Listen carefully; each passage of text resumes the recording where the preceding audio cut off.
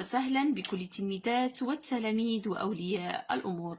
إذن في إطار الاستعداد لفروض المرحلة الثانية أو الفرض الثاني للدورة الأولى، نشوف نموذج للفرض الثاني للدورة الأولى للمستوى الخامس ابتدائي مادة الاجتماعيات. إذن عندنا بالنسبة للمكون التاريخ كيبداو بواحد النص تاريخي، نقراو النص التاريخي ونجاوبوا على الأسئلة. إذن استخدم الإنسان المغارات والملاجئ الصخرية لسكناه قبل أن يتعلم إقامة الأكواخ والخيام. إن هذه المغارات ما كان يمكن أن تكون وافرة الدفء والراحة، ولكن كانت ملاذا له من الطقس وحاميا من الحيوانات المفترسة التي تخشى الدخول إليه إذا هو عمل على إبقاء النار مشتعلة. إذن هنا الإنسان القديم كان يعيش في المغارات والملاجئ الصخرية، وكان كيستعمل النار لماذا؟ من أجل الدفء وكذلك من أجل الحماية ديالو من الحيوانات المفترسة. إذن اقرأ النص وأجب على الأسئلة التالية. حدد مصدر النص. ملي كيقول لك مصدر النص راه كيكون مصدر لتحت، يعني ملي كيسالي النص كيكون المصدر ديالو لتحت. إذن شنو غنقولوا؟ مقتطف من موسوعة المعرفة مطابع مصر التجارية المجلد الواحد صفحة 97. غتكتبوها كما هو. إذا غنقولوا مقتطف، إذن باش يعرفك الأستاذ كتكتب مقتطف، إذا ماشي هو النص كامل. إذن هذا مقتطف من ماذا؟ إذا مقتطف من موسوعة ماذا؟ من موسوعة المعرفة، وتكمل المصدر كامل.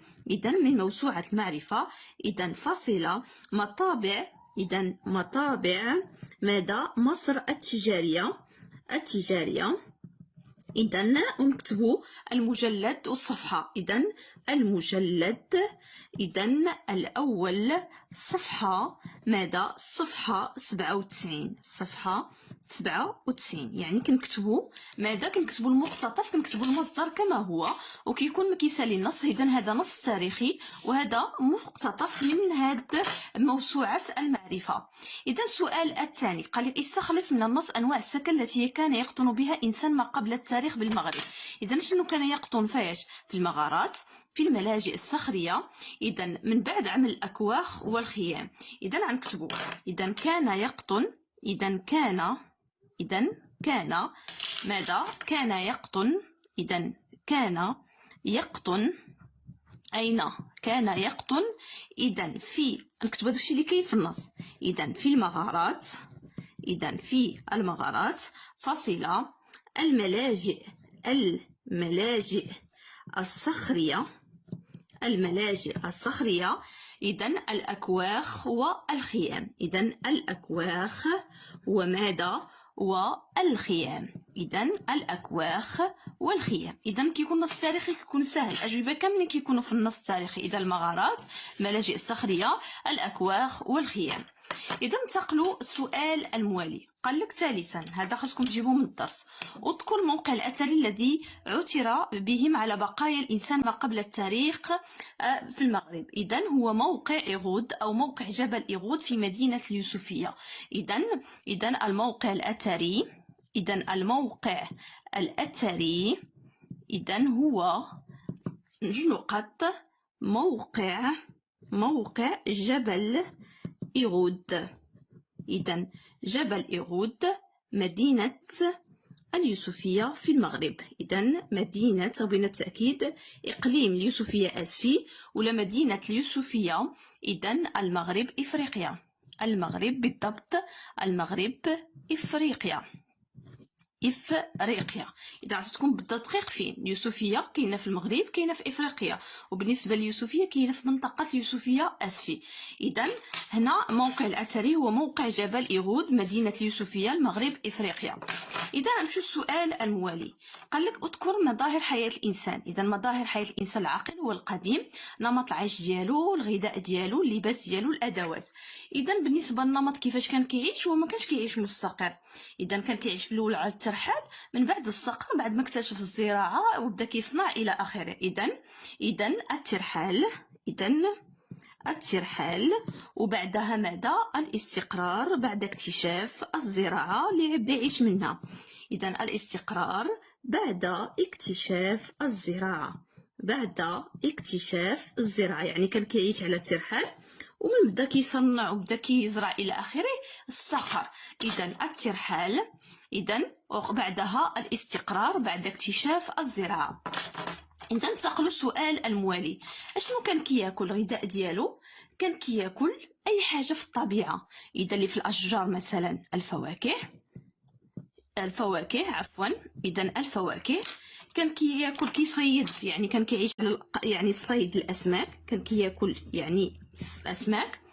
اذا كذلك كان كيعيش على لحوم الحيوانات، الصياد يعني القنص، لحوم الحيوانات. اذا وكذلك كان كياكل يعني من بعد الحبوب، يعني الزراعه الى اخره. اذا هنايا قالوا لكم نمط العيش، يعني كيفاش كان كيعيش. اذا نمط العيش هنا الترحال، استقرار بعد اكتشاف الزراعه. ممكن كذلك كيفاش كان كيعيش، يعني كيف كان يعيش وكيف كان يحصل على غذائه. اذا كيف، هنا قال لك الغذاء شنو كان كياكل، ولكن كيفيه الحصول على الغذاء كان كيصيد الصيد باش يحصل على الاسماك. وكذلك كان اذا هنايا لحوم الحيوانات، اذا كان كيقنص، يعني القنص يعني الحصول، يعني قنص يعني القنص من اجل الحصول على لحوم الحيوانات. اذا الفواكه كان كيحصل عليها من الاشجار.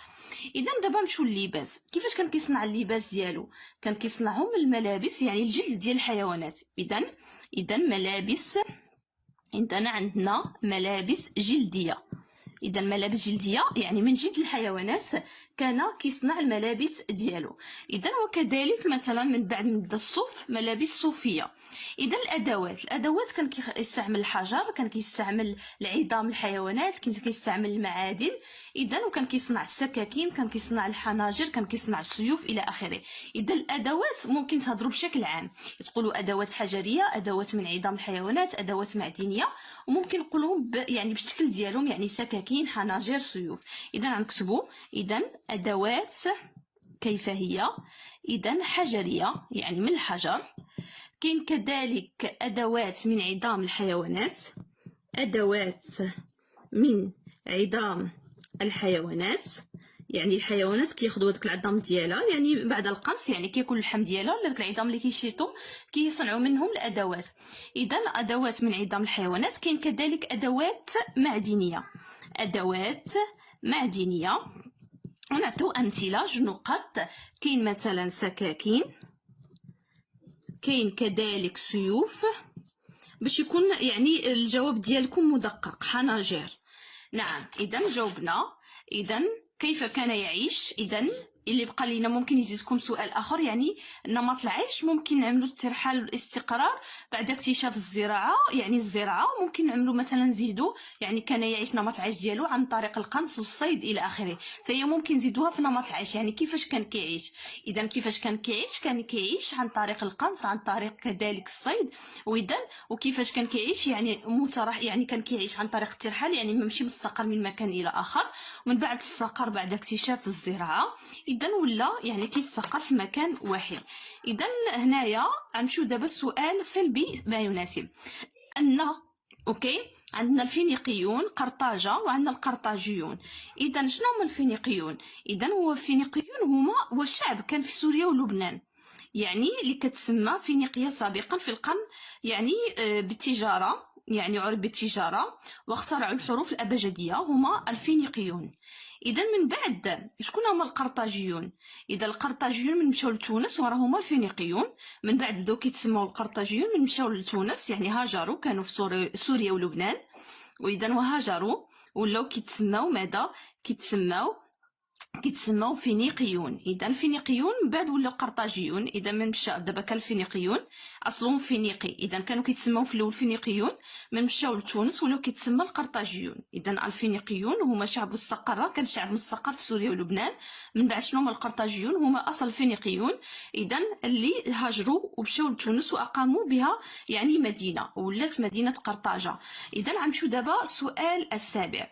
اذا السؤال السابع قال لك املأ الجدول بما يناسب من العباره التاليه. اذا الذهب، اواني فخاريه، تمر، قاروره عطر، عاج، اقراض.